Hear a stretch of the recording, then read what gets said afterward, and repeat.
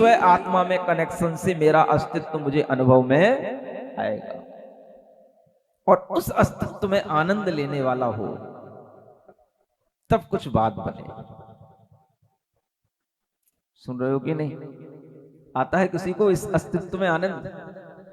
स्व के साथ अपने को कनेक्ट करना। जो व्यक्ति अपने को अपने से कनेक्ट नहीं कर पाएगा, वो कभी अपने को दूसरे से भी कनेक्ट नहीं कर पाएगा। तीर्थंकर भगवान, वह बालक कभी अपने को दूसरे से कनेक्ट नहीं करता। जो गर्भ में आने वाला जीव है, वह इससे पहले सर्वार्थ सिद्धि जैसे देवों में वह अहमिंद्र बनकर के रहा, वहां पर भी सब डिस्कनेक्ट रहते हैं, अपने अपने में रहते हैं। किसी से कोई भी प्रयोजन न रख करके बस अपना अपना सुख, अपना अपना धर्म, अपना अपना काम सब करते रहते हैं। और इतना लंबा संस्कार पड़ा रहता है, 33 सागर की आयु तक सर्वार्थ सिद्धि के देव बनकर के, अहमिंद्र के देवों में रह करके वह अपने स्व अस्तित्व में रह करके वह जीव इस गर्भ में आता है। इतना उसे अपने स्व अस्तित्व का ज्ञान होता है, ध्यान होता है, और तभी आकर के वह अपने में मस्त रहता है। इसी को कहते हैं विधि रूप धर्म। मेरी विधि माने मैं हूं, मेरा अस्तित्व है, मैं सतरूप हूं और मेरे में कोई दूसरा प्रविष्ट कर नहीं सकता। मां के गर्भ में भी वह जीव रहते हुए गर्भ में या मां में प्रविष्ट नहीं हो जाता। गर्भ अलग रहता है और जीव का स्थान अलग रहता है। ऐसे पुण्यवान जीव का जब गर्भ होता है तो आचार्य कहते हैं वह इस तरह से होता है जैसे मान लो दर्पण में, मिरर में कोई प्रतिबिंब आ रहा हो और दर्पण कोई उससे भारी नहीं हो जाता। उसी तरह से मां के गर्भ में वह जीव इतना हल्का होकर के रहता है कि ना मां को उसके गर्भ से भारीपन आता है और ना गर्भ में रहने वाले जीव को मां के कारण से कोई कष्ट होता है। ये क्या है? ये पुण्यवान जीवों की बात है। जो जागृत रहे हैं उन जीवों की बात है। जो अपने अस्तित्व के साथ लंबे समय तक जिन्होंने साधना की है, सर्वार्थ सिद्धि में पहुंचने से पहले वे मुनि थे। लंबी दीर्घ साधना उन्होंने मुनि जीवन में अपने अस्तित्व के साथ की, अपने स्व ध्यान करके की, और उसके बाद वह सर्वार्थ सिद्धि जैसे देव हुए और वहां पर भी वह अहमिंद्र बन करके हुए। नीचे के इंद्र होते हैं, उन्हें सब घेरे रहते हैं, उनके मंत्री होते हैं, उनके दास भी होते हैं, उनकी दासियां भी होती हैं, उनकी कई पट्टरानियां होती हैं, उन पट्टरानियों की भी कई रानियां होती हैं। सामानिक देव, त्रायस्त्रिंश देव, लोकपाल देव, तमाम तरह के देव सौधर इंद्र को घेरे रहते हैं। तो सौधर इंद्र को कहीं चैन नहीं है। सुन रहे हो? चैन किस जीव को है? जो अहमिंद्र बन जाता है उसको चैन है, उसको कोई नहीं घेरता। वहां पर ऐसा स्थान रहता है जहां पर कोई स्त्रियां नहीं होती, कोई किसी का दास नहीं होता, कोई किसी के सेवक नहीं होते, सब अपने अपने में इंद्र होते हैं। उसको कहते हैं अहमिंद्र।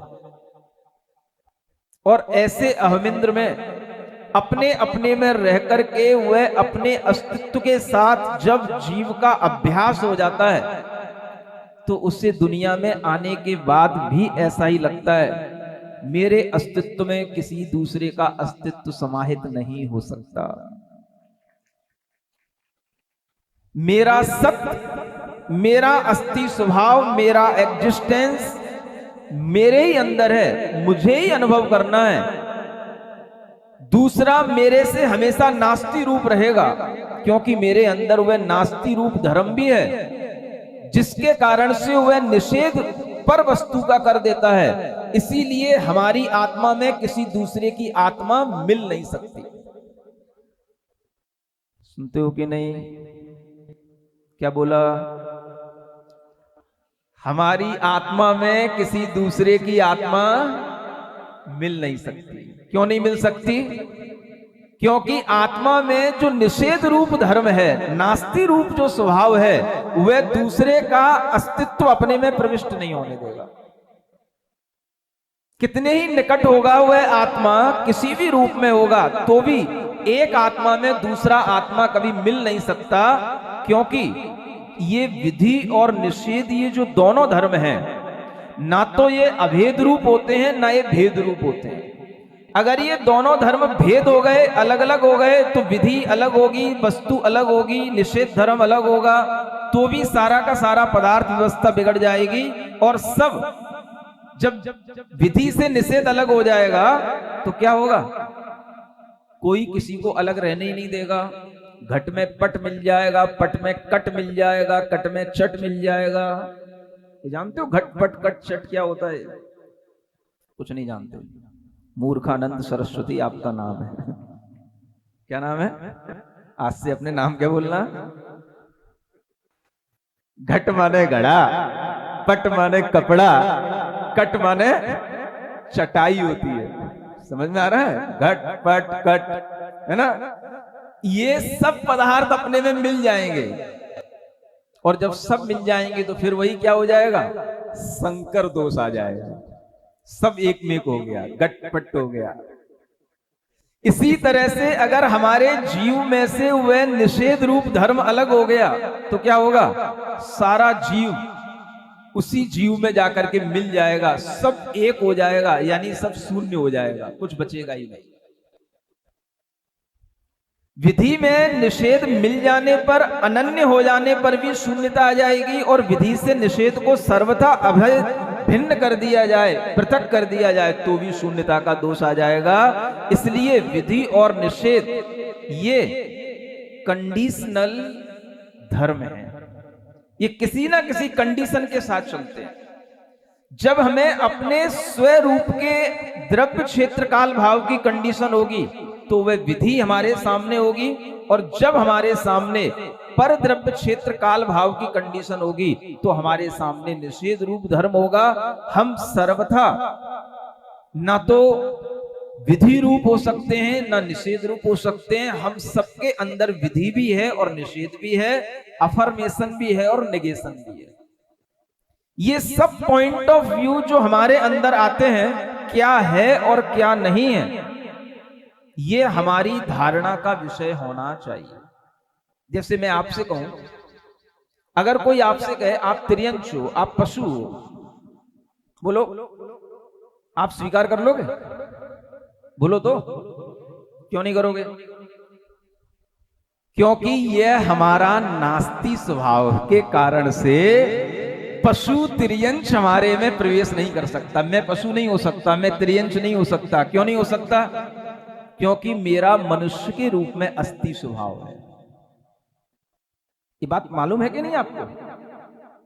जब कोई आपसे कहे गधा, तू गधा है, तू बंदर है, तो क्या करोगे?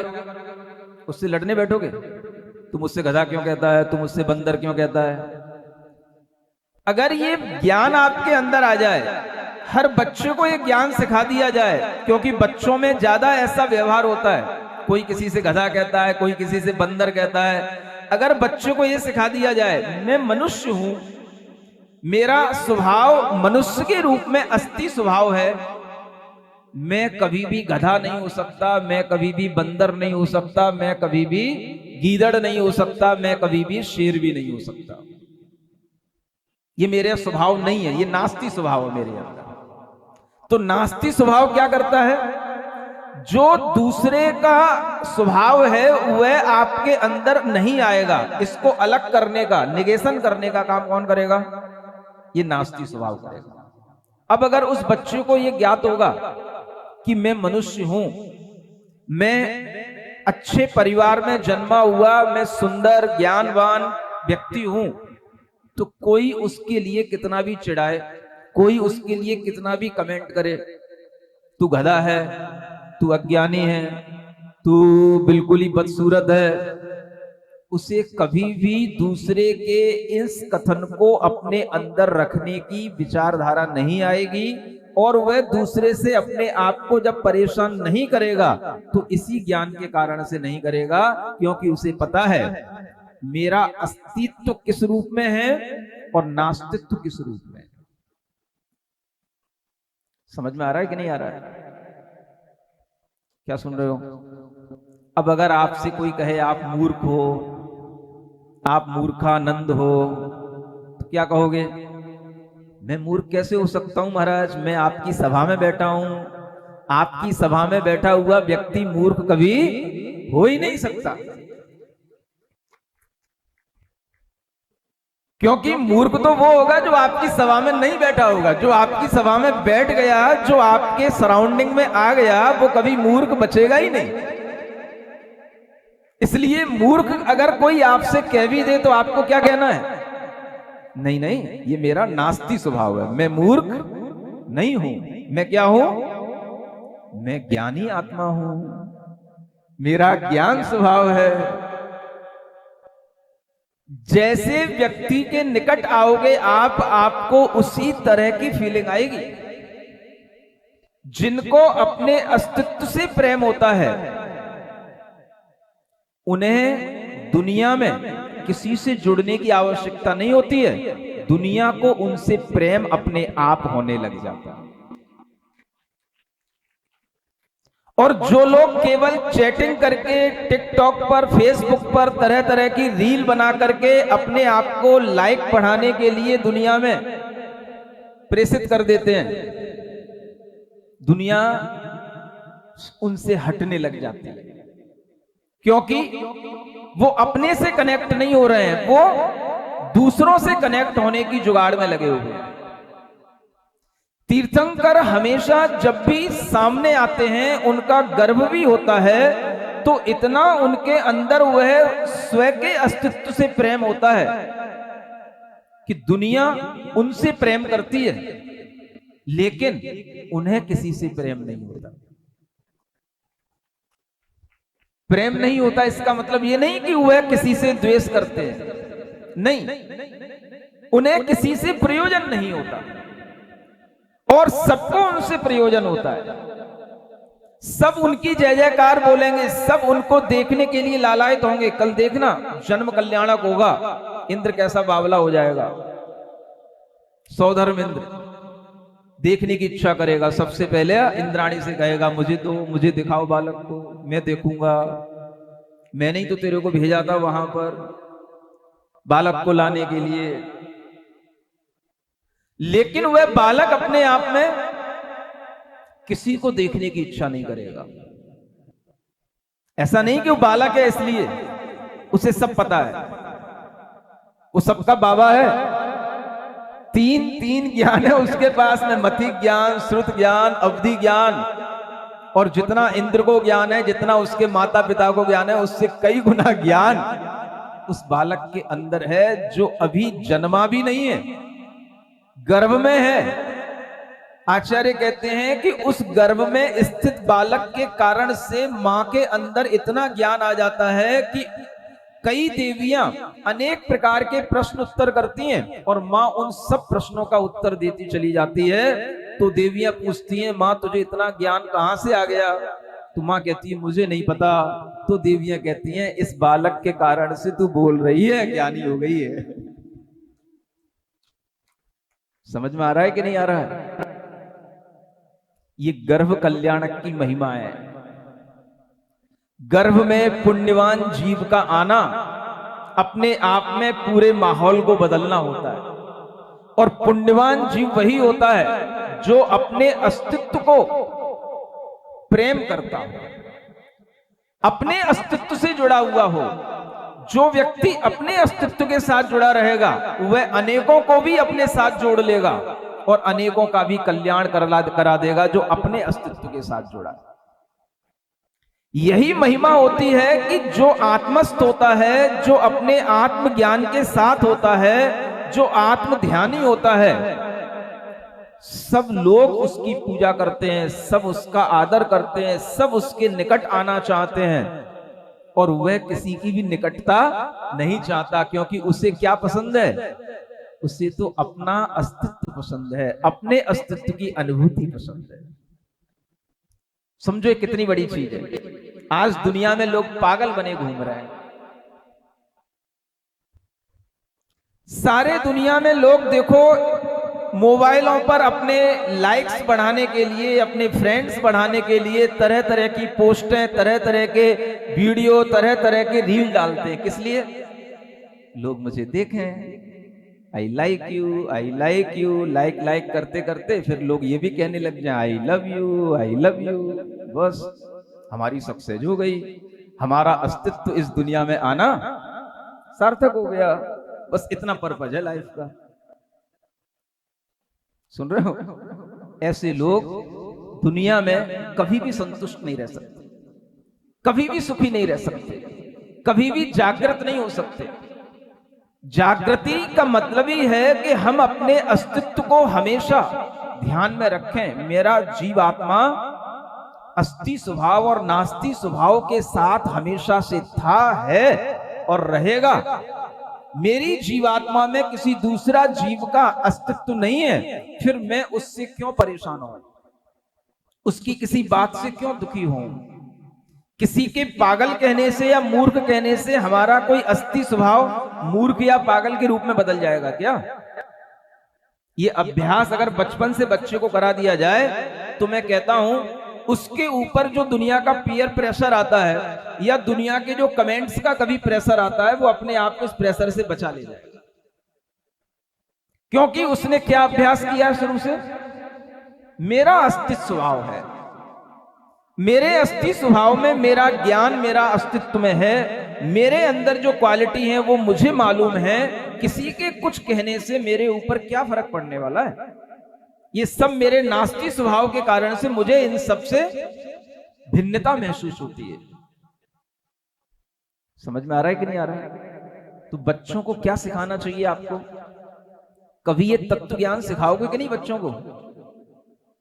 या ये हमेशा शास्त्रों के ही विषय बने रहेंगे, न्याय के ही विषय बने रहेंगे, दर्शन शास्त्र के ही विषय बने रहेंगे? या जब आप शादी के बाद में जब कभी आपको फुर्सत मिलेगी, तब कल महाराज ने कहा था हमें एमए जेनोलॉजी से करना है, प्राकृत में करना है, तब जाकर के कुछ पढ़ोगे। अरे भाई, बच्चा होकर के भी ये सीखा जा सकता है, इसमें क्या बात है? मेरा अस्थि स्वभाव भी है और मेरा नास्ति स्वभाव भी है। अस्थि स्वभाव क्या है? जो मेरे अस्तित्व में है, मेरी अपनी नॉलेज मेरे अस्तित्व में आती है, मेरा अपना चिंतन मेरे अस्तित्व में आता है, मैं अपने लिए जो सोचता हूं वो मेरा अस्थि स्वभाव है, जो दूसरा मेरे लिए सोच रहा हो मेरा नास्ति स्वभाव है। अगर कोई दूसरा ये भी कह रहा है कि बेटा तू फेल हो गया, और मुझे लग रहा है कि नहीं मैं फेल नहीं हो गया, मैं तो पास हो गया, मैंने तो जितनी मेहनत की थी मुझे उतना नंबर मिल गया, मुझे पास हो गया। किसी मास्टर के कहने से या किसी कोई भी टीचर के कहने से मैं फेल कैसे हो सकता हूं? ये विचार एक बच्चे के अंदर डाला जा सकता है, जिससे बच्चे के नंबर अगर कम आए तो वह अपने आप को बिल्कुल निराशा के गड्ढे में न डाल दे। उसे बच्चे को खुद पता होता है कि मैंने कितनी मस्ती की है, कितना मैंने पढ़ा है। जब बच्चों को पता है कि मैंने जितना पढ़ा था उतना मुझे मिला है, तो मैं जितना पढ़ा था उतना पास हुआ हूं, ये मेरा अस्थि स्वभाव है। अब अगर कोई कहे तू फेल हुआ, तो भाई दूसरे के कंपैरिजन में फेल हुआ, दूसरा मेरे लिए क्या कंपेयर करेगा? उससे तो मेरा नास्ति स्वभाव है, मैं अपने आप को दूसरे से क्यों कंपेयर करूं? समझ में आ रहा है कि नहीं आ रहा है? नहीं आ रहा? क्या आ रहा है? क्या आ रहा है? जो मेरा अस्थि स्वभाव है वह मैं हूं, और दूसरा जो कुछ भी मुझसे कह रहा है वह मैं नहीं हूं। बच्चों की सबसे बड़ी कमजोरी होती है, अगर बच्चों के लिए बुरा कह दिया जाए तो बच्चा बुरा मान जाता है, और बच्चे को थोड़ा सा अच्छा कह दिया जाए तो फूल के गुब्बारा हो जाता है। ये कमजोरी शुरू से ही हम बढ़ाते रहते हैं, और जब वो बड़ा हो जाता है तब उसके लिए ये कमजोरी सिरदर्द बन जाती है। हम उसे शुरू से ही बताएं कि तेरा जो अस्तित्व है वो कंप्लीट है अपने आप में, तू इनकम्प्लीट नहीं है। दूसरे से कंपेयर करके अपने लिए ये सोचना कि मेरे अंदर ये नहीं है, मैं ये हो गया वो हो गया, ये तुझे नास्ती स्वभाव के माध्यम से तुझे इन सबको अपने से अलग करना है। अपने अंदर नहीं रखना है कुछ भी कि तू क्या नहीं है, तू क्या है ये अपने अंदर हमेशा महसूस कर। ये अस्थि स्वभाव का, अपने एग्जिस्टेंस की नेचर का अगर तू अपने अंदर फीलिंग करेगा और उसी कॉन्सेप्ट को अपने अंदर बना करके रखेगा, तो तुझे दुनिया के किसी भी व्यक्ति के कुछ भी कहने से कोई फर्क नहीं पड़ेगा, तू अपने दिशा में चलेगा। ये सिखाओ सबसे पहले बच्चों को। सुन रहे हो? जो गर्भ में आया हुआ बच्चा है वो सीखा हुआ है, और वो बच्चा ही हमसे कह रहा है मैं तो कुछ सिखाऊंगा नहीं, मैं तो दुनिया से मौन लेकर के बैठा हूं। तो कौन सिखाएगा? तो गुरु तुम बोलते हो, बता दो रास्ता क्या है, निवेदन करते हो ना, तो कौन सिखाएगा? तो इसलिए सिखाना पड़ रहा है। तो क्या सीखे? हमें अपने अस्तित्व के साथ जीना सीखना है। जो अपने अस्थि स्वभाव के साथ रहता है वो जागृत है, और जो अपने अस्थि स्वभाव की अनुभूति करता है उसके लिए दूसरा कोई भी कुछ भी गलत कहे या अच्छा कहे, उसे उससे कोई फर्क नहीं पड़ना चाहिए, क्योंकि उसे पता है ये मेरा नास्ती स्वभाव है। समझ में आ रहा है? बोलो तो। मान लो इतनी बड़ी सभा में से किसी एक व्यक्ति को उठा के सामने ला दिया जाए और कहा जाए you are the most beautiful person, नहीं समझ में आ रहा, इन दिस वर्ल्ड। अब उस व्यक्ति को आपने गोदी में उठा के सामने ले आए और वो क्या बोल रहे हैं? आप उससे क्या बोल रहे हो? You are the most beautiful person. अब वो सोचता मैं अचानक से ब्यूटीफुल कैसे हो गया? समझ में आ रहा है? अब अगर मान लो पूरी सभा उसका सम्मान करे, क्यों कर रही भाई सभा सम्मान? भाई इस सभा में आप सबसे ब्यूटीफुल हो। अब उसे लगेगा कि मैं तो ऐसा कुछ हूं ही नहीं, मैं तो जैसा था वैसा अपने आप में पहले भी था, आज भी हूं, और मेरे अंदर ऐसी कुछ बात थी ही नहीं जो ये मुझे इतना सम्मान दे रहे हैं। तो वो क्या सोचेगा? ये सम्मान मेरा नास्ती स्वभाव है। सुन रहे हो? ये सम्मान मेरा क्या है? नास्ती स्वभाव। अगर उसके अंदर ज्ञान नहीं होगा तो वो अचानक से समझ बैठेगा हाँ हो सकता है कि मैं वास्तव में ब्यूटीफुल हूं। तो क्या होगा? वह अपने को उस नास्ती स्वभाव से अगर अपने को जोड़ेगा तो अभी तो थोड़ी देर के लिए खुश हो जाएगा, बाद में जब उसको कोई भी पूछेगा नहीं तो फिर मुंह लेकर के बैठ जाएगा, मुंह लटका के बैठ जाएगा। समझ आ रहा है? इसलिए कह रहा हूं जो मैं हूं वह कभी मिट नहीं सकता हूं। मुझे अपने अस्तित्व का भान होना चाहिए कि मैं क्या हूं, और जो दुनिया कहे उससे मुझे कोई फर्क नहीं पड़ना चाहिए। मैं दुनिया के कहने से ना तो मैं फेल हो जाऊंगा, ना दुनिया के कहने से। लोगों के बच्चों के लिए यही प्रेशर रहता है, वो 3 साल से पढ़ रहा था, तू पास नहीं हुआ, तूने 3 साल की मेहनत खराब कर दी, तू फेल हो गया, ये हो गया वो हो गया। बोले क्या हो गया? जो मेरा अस्थि है वो तो है ही, तुम जो कह रहे हो वो सब क्या है? वो सब नास्ती है। समझ में आ रहा है? तो क्या सीखना? हमें अपने अस्थि स्वभाव का भान करना और अपने अस्तित्व के साथ अपनी जागृति बना करके रहना। अकेले में भी हम रहें तो पर से कनेक्ट होकर के ना रहें, स्वयं से कनेक्ट होने की बात करें। और हम ये सोचें कि हम अगर अपने अस्तित्व का भान करेंगे तो हमारे भीतर से आनंद उत्पन्न होगा, और अगर हम पर से जुड़ने में ही अपनी सफलता समझेंगे तो हम जिंदगी भर लालसा में, आसक्ति में पड़े रहेंगे और भ्रम में पड़े रहेंगे। हमारे अंदर कभी भी सम्यक ज्ञान आने वाला नहीं। समझ में आ रहा है? इस तत्व ज्ञान का उपयोग करना सीखो। अस्थि स्वभाव का, नास्ति स्वभाव का उपयोग करना सीखो। और यह उपयोग अगर हम करने लगेंगे तो हमें अपने से प्रेम होने लगेगा। जब तक व्यक्ति को अपने से प्रेम नहीं होता, तभी तक वह दूसरे का प्रेम पाने के लिए तड़पता है। क्या सुना बेटा? जब तक तुझे अपने से प्रेम नहीं होगा, तब तक ही तू दूसरे का प्रेम पाने के लिए तड़फेगा। और जिस दिन तुझे अपने से प्रेम हो जाएगा, दुनिया तेरे से इतना प्रेम करेगी कि तुझे उस प्रेम से भी कोई फर्क नहीं पड़ेगा, और सबके लिए तू प्रेम पूर्वक आशीर्वाद लुटाता रहेगा। तुझे सब प्रेम करेंगे, बस तू अपने से प्रेम कर। ये गर्भस्थ बालक सिखा रहा है हमको, मैं नहीं सिखा रहा। सुन रहे हो कि नहीं? हाँ, जो अभी जन्म नहीं लिया है, अभी आया है, उसके अंदर इतना ज्ञान है, उसका इतना इन्फ्लुएंस है कि उसके कारण से इंद्र भी हिल जाते हैं। और कल देखना कि उस नवजात शिशु को लेकर के इंद्र भी कितना आकुलित हो जाता है, आतुर हो जाता है उसके रूप सौंदर्य को देखने के लिए। जो व्यक्ति अपने से प्रेम करता है, वही व्यक्ति दुनिया में सबसे सुंदर होता है। समझ आ रहा है? हाँ, miss India, miss universe, miss world, अगर ये सब डिक्लेरेशन कोई कर भी देता है, तो उससे आप कभी ब्यूटीफुल नहीं हो जाते। आपको अपने से प्रेम होगा तो आप दुनिया में सबसे सुंदर हैं। आपको किसी से कोई अवार्ड लेने की जरूरत नहीं है कि हम सुंदर हैं कि नहीं। आज की बेटियां बड़ी होने के बाद में इसी चक्कर में पड़ी पड़ी परेशान हो रही हैं। हम कब मिस यूनिवर्स बने, हम कब मिस वर्ल्ड बने, ये दौड़ लग रही है।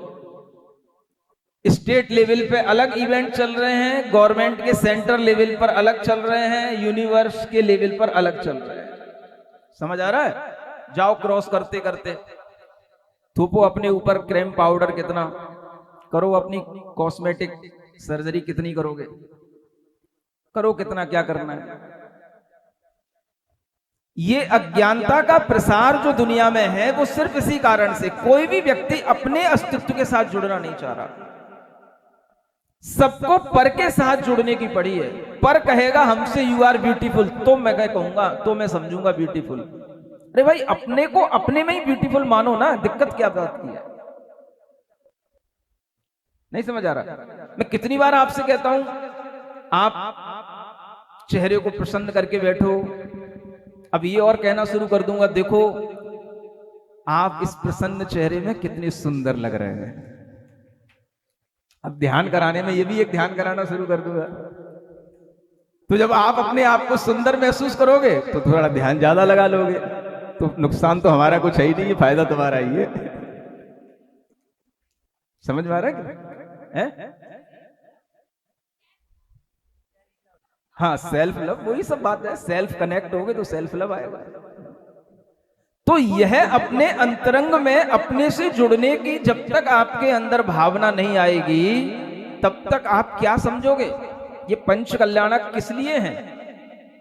ये उस पुण्यवान जीव के पूजा, उसकी महिमा का ज्ञान कराने के लिए हैं, जो 33 सागर अपने अस्तित्व के साथ अहमिंद्र बनकर के रह के आया। उससे पहले एक पूर्व कोटि वर्ष तक, दीर्घ काल तक वह मुनि जीवन की साधना करके आया। उस पुण्य के अर्जन से और उस स्व अस्तित्व के प्रगाढ़ता से इतना उसके अंदर पोटेंसी आ गई कि वह अब किसी से कुछ नहीं कहता, लेकिन सब उससे प्रेम करते हैं, सब उसको लाइक करते हैं, सब उसको लव करते हैं, और वह किसी के लिए बिल्कुल देखा जाए तो इनडिफरेंट है। समझ में आ रहा है? ये योग्यता अगर बच्चे सीखें, सुंदर किससे बनते हैं? किससे बनते हैं? अपना ध्यान करने से, अपने आप से प्रेम करने से हम सुंदर बनते हैं। सुन रहे हो कि नहीं? बनना है सुंदर। चलो बैठो सीधे, 2 मिनट सुंदर बनाते हैं। अरे टाइम तो बहुत हो गया रे। चलो रहने दो, आज टाइम नहीं है। चलो 2 मिनट बैठो, सीधे बैठो। कुर्सी वाले थोड़ा अपने आप बैकबोन को कुर्सी से अटैच ना करें, सीधे बैठे, है ना। हाँ, आंखें बंद करें, गर्दन सीधी, कमर सीधी।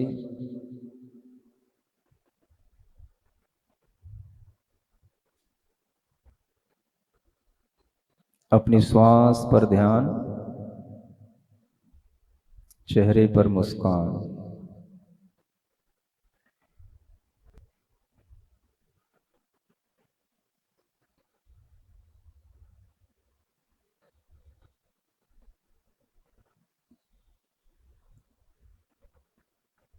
पूरे शरीर में फैली हुई स्व आत्मा का स्मरण अनुभव।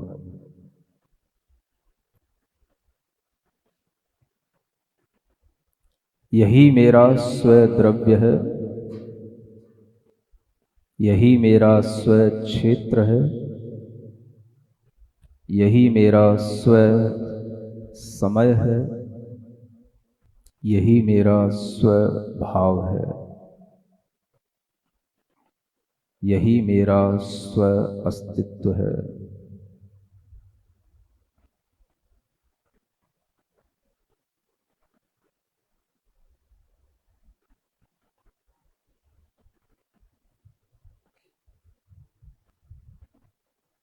मैं अपने स्व अस्तित्व से जुड़ा हुआ हूँ और प्रसन्न हूँ।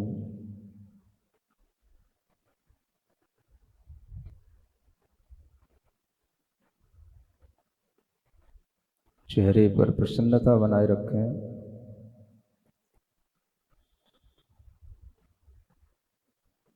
अपने अंदर एक फीलिंग लाएं, मैं दुनिया में सबसे सुंदर पर्सन हूं।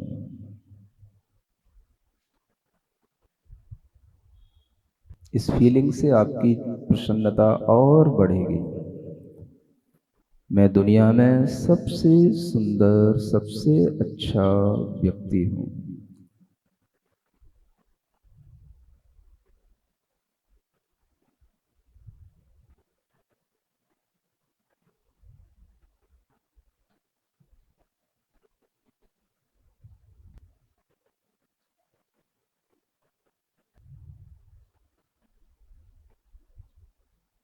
मेरा अस्तित्व दुनिया में निराला है।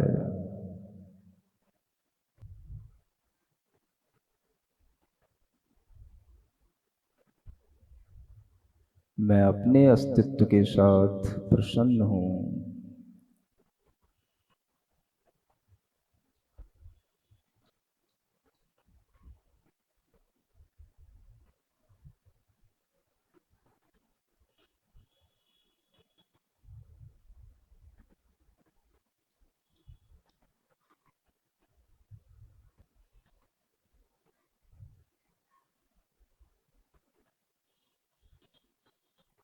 यही मेरा सत्य स्वरूप है। यही मेरा सुंदर रूप है।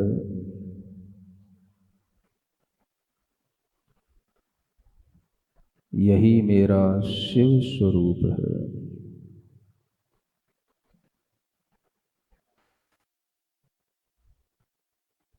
सत्य स्वरूपो हम।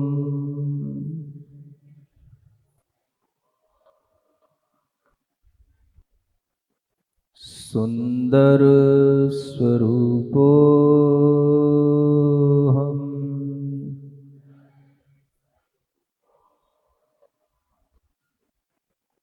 शिव स्वरूपो हम।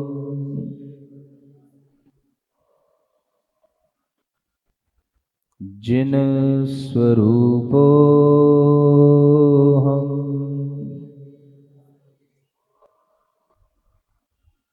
सिद्ध स्वरूपो हम।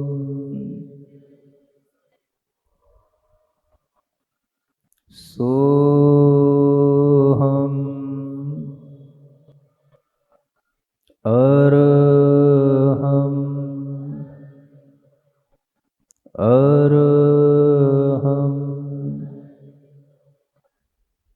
अरहं।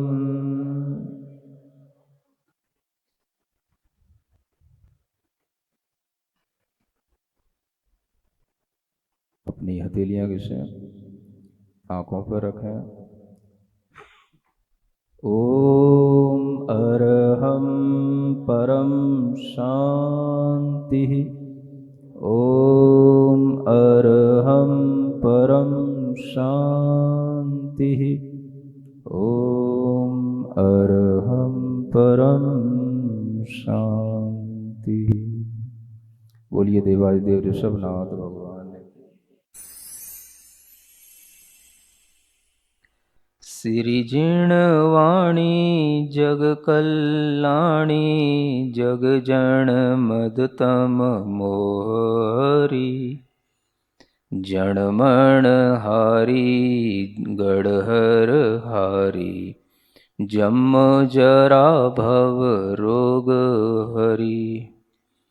तिथ्य राणम दिव्य झुणिम जो पड़ई सुणई मय्ये धारई। राणम सौख मणंतम धरिय सासद मोक्ष पदम पावई। सासद मोक्ष पदम पावई।